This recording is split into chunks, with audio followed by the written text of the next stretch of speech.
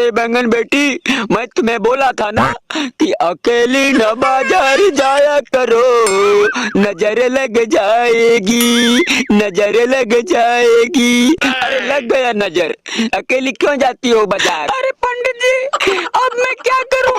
इससे छुटकारा पाने का कोई उपाय तो होगा ना?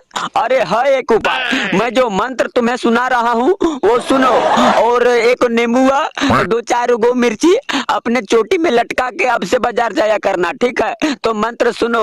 और नजरो न ककरो लग जाए तेरी हुस्न की कोठी में, ये गो नींबुआ 2-4 गो मिर्ची लटका लो चोटी में, एगो नींबुआ 2-4 गो मिर्ची लटका लो चोटी में। अरे पंडित जी, No, no.